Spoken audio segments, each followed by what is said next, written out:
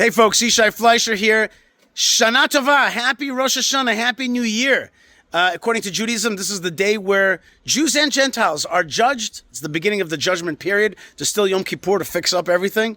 But the first important day is the day of judgment and the day of crowning of God. That's Rosh Hashanah. Now, for myself and my team, it's a Sabbath-like day, and so therefore we're not working regular. So this is pre-posted. I recorded this before Rosh Hashanah to get it out to the world. So I wish you a happy Rosh Hashanah, and I want you to check out this video. This is my discussion about why the two-state solution is a very bad idea. Why land giveaway is a bad idea, why it doesn't work. And I spoke about it in front of a crowd at an important home in Florida of like-minded folks who want to impact the future of Israel, even though they're living abroad, because all of us are soldiers, all of us are part of the story, part of the effort. So here's my video about the evils of the two-state solution, and again, I want to wish you a Shana Tova, a Happy New Year.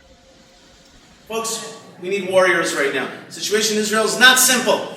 It is not a simple situation. We've got a whole situation in the north, 80,000 people not in their homes. We've got Hezbollah. They had a little beeper accident, but they're still strong out there. Don't underestimate them. In general, don't underestimate the enemies. We have the Gazan problem, which is not done yet. We've got the Judea and Samaria, so-called West Bank Arabs that are still fighting with us. And we even have Israeli Arabs who now identify as Palestinians. There's a lot of weapons there. And we have to defang, we have to fight against our enemies. But those enemies are not just working physically. They are working physically to try to, kill Jews. They're working on campuses here in America, right? They've really, really done a great job at brainwashing their kids and brainwashing your kids. Okay, and that's what's happening in this country. I just want to talk for a second about the two-state solution and why it's so problematic for us. I'll just keep it short. Rabbi Tully, who's doing an amazing job of bringing you all together, just asked me to talk a little bit about what is the two-state solution, what is its problem, and how do we undo it very quickly. Number one, the problem with the two-state solution is that where Palestine, under the two-state solution, wants to exist, is exactly in our ancestral, biblical, historical homeland. Now, if the state of Israel is dependent on its history, you say we claim our right to this land because of our history, then when we undermine the very places that are the foundations of our history, like Hebron, like Beit El, like Shiloh, when we undermine that and say, no, it's somebody else's land, well, we're actually undermining the claim for Tel Aviv. Because we're saying, well, if this historical homeland's not so important, well, you base your whole history on that. And how do you claim Tel Aviv then? So it undermines the very underpinnings of Zionism. Zionism always yearned to return to the what I call the heartland of the Holy Land. You like that? The heartland of the Holy Land. That's what Judea and Samaria is. So that's number one. It undermines our historical claim. And it also, of course, undermines our very identity. Our very identity is bound up with these places. Hebron, that's where the first purchase of the land of Israel is. If we undermine that, we're undermining that very first purchase. Okay, that's number one. Number two is obvious security. Uri and I were at the White House under the Trump administration. We brought them a topographical map. We showed them that the state of Israel, today's borders, looks like a little triangle. You have the coastal plain, you have a mountain ridge, and you have another deep valley, which is the Jordan Valley. That mountain ridge is Judea and Samaria. It's the center of the country. Now, if you look what happened when we gave away, very stupidly, when we gave away Gaza, look what happened. They turned it into a jihadist forward base. What's going to happen when you give the middle of the country, God forbid, away?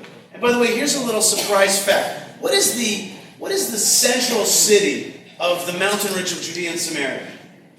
What's the most important city of Judea and Samaria? Central city? What is it's a trick question. Jerusalem, that's exactly right. It's exactly right. This mountain ridge, in the middle of it, is this city called Jerusalem. Now, they kind of don't tell us about that. They kind of make it look like it's somewhere else. No, it's in the middle of this thing. And if you, God forbid, gave away Hebron to the Palestinian Authority, which is nothing but a gateway drug to Hamas, as we've seen, then you're basically saying that you're going to line Judea and Samaria with missiles that are going to attack Jerusalem from both sides and then spread out to the coastal plain, the so-called center of Israel, i.e. the Tel Aviv metropolitan area. And so therefore Israel will be in deep trouble, God forbid. So we can't do that security-wise. And yet there's a third reason. There's a third reason why giving away the land of Israel is just dumb. And that is, this is very surprising. Our friends on the left think that if they make overtures to the Arabs, they'll have peace. But what they don't understand is that it runs counter. This is what's so surprising. It runs counter. That's right. It runs counter to the Middle East mentality. I speak to Arabs a lot. And basically, when I say to them, I have a spiel that I give them. I say to them, Allah loves you. He loves you. He's given you 400 million children. He's given you oil coming out of the ground. 22 countries. But He's never given you the land of Israel. You've never been able to beat us. Is it because we are bigger than you? Is it because we're richer than you? No. It's mean Allah. Allah grants us this land. It's in your Quran. And you have to respect the will of Allah, I tell them. Submit to the will of Allah. Leave the Jewish people alone. It is a curse for you, I tell them.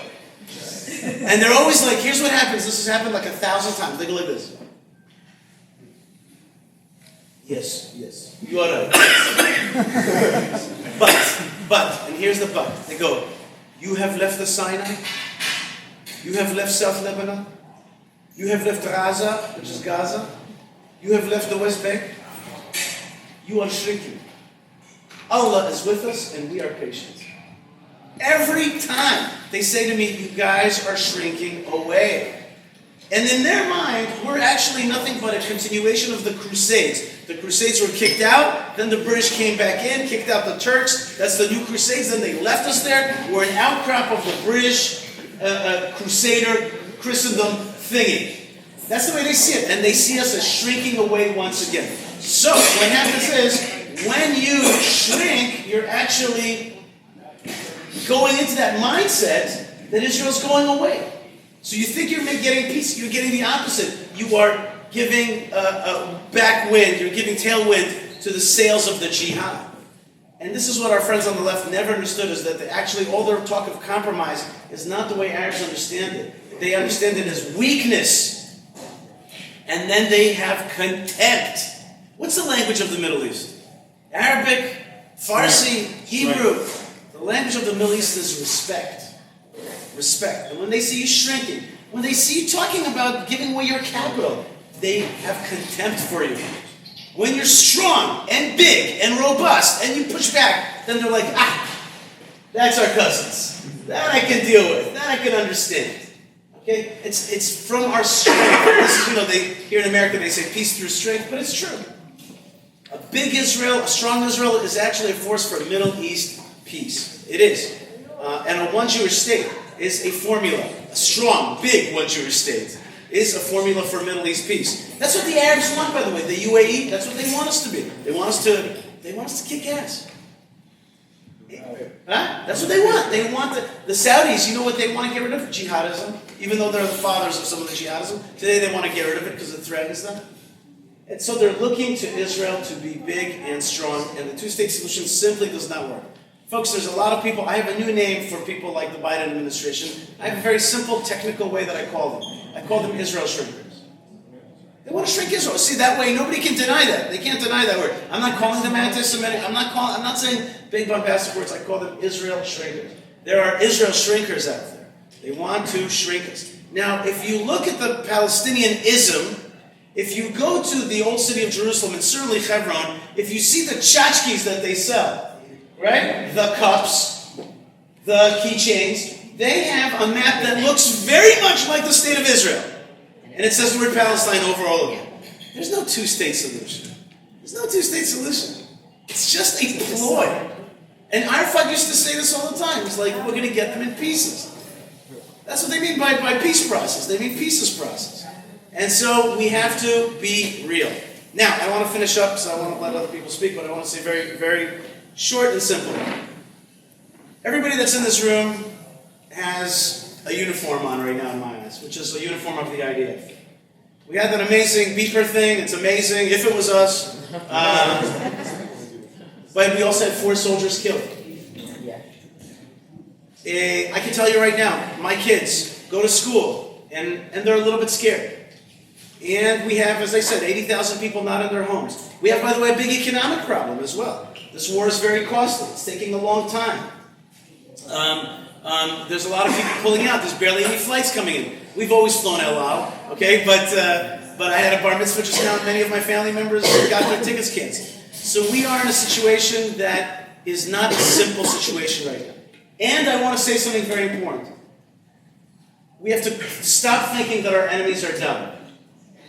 They're not dumb, and maybe we've been a little bit dumb. And it's time to look inside and be like, listen, stop with the haughtiness, stop thinking that they're a bunch of idiots, and that, all these, like AOC, she's an idiot, and Harris is an idiot. You know what? Maybe they're not such idiots. No, she's an idiot. Maybe.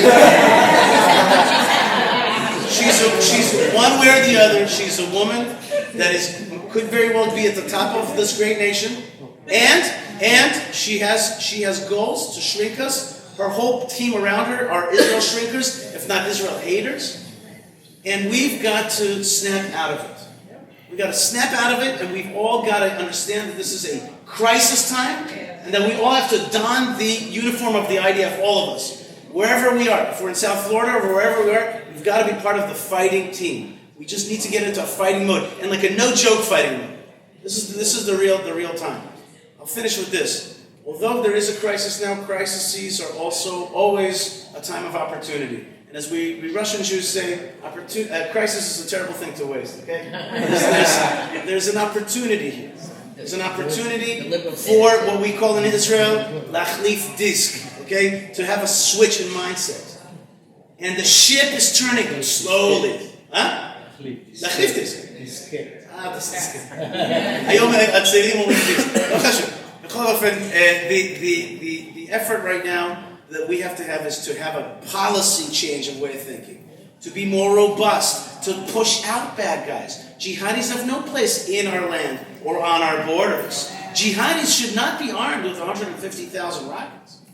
There's a moment of change that we can bring about. And I really think that what Tila, all the people here are doing with One Jewish State is part of that effort to change a policy mindset. So with that, I empower you and I bless you. Because Rosh Hashanah will be strong together. I'm Yisrael.